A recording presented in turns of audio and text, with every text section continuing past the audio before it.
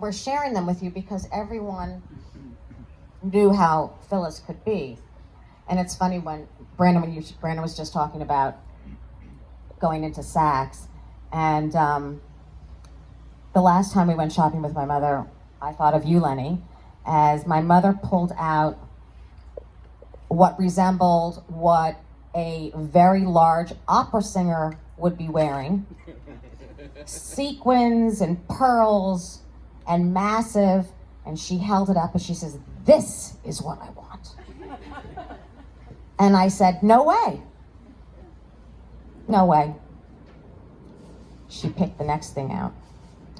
It was an oversized DKNY sweatshirt with bright gold letters. And she said, "Please, can I have this?"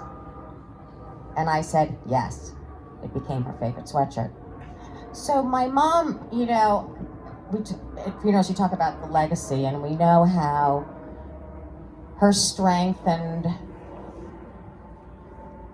her intellect sometimes got her in trouble. She meant well, and I know she changed a lot of people's lives. I can promise you that. At the end, she really helped a lot of women deal with their own sexual assault and wanting to be heard herself. And those were really important things to her. And she was a great mother. But none of that holds to those 3 little boys that call her Nana. And that was pretty cool. And when she was declining, I became the strong one. Easier to be funny. But I never knew in the coming, 14, 15 months, that I could love a mother, my mother, as much as I could love her. It's undescribable. I'm not a touchy-feely person, even though some of you might think I am not. And I would crawl into her bed in the dirty hospital. It was disgusting. And I didn't cringe, because I just wanted to love my mom. And I really, really did. A lot of us have older parents and have experienced trying to figure out how to have the conversation about moving them somewhere else. And my mother was very clear. She stood up in the middle of her living room with her hands on her hips. "If you think I'm ever going to let you move anywhere to live with those kinds of people." Well, I felt like I was cheating on her, because I was in the back room calling different places, assisted living, insisting that they understand my needs and that she had to be with someone that was intellectual. She had to be someone that was fond of architecture. They had to have academia background. And I really, really believe that. Oh, we have this, we have that.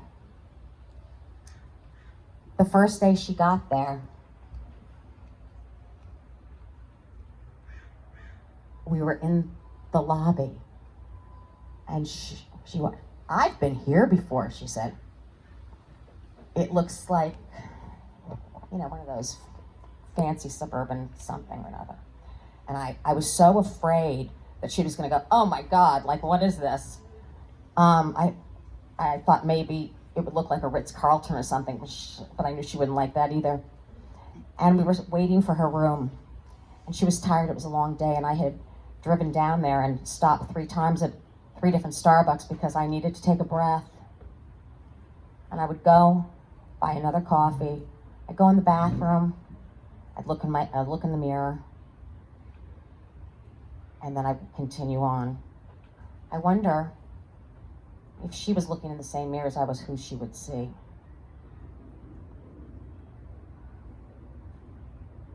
It's hard.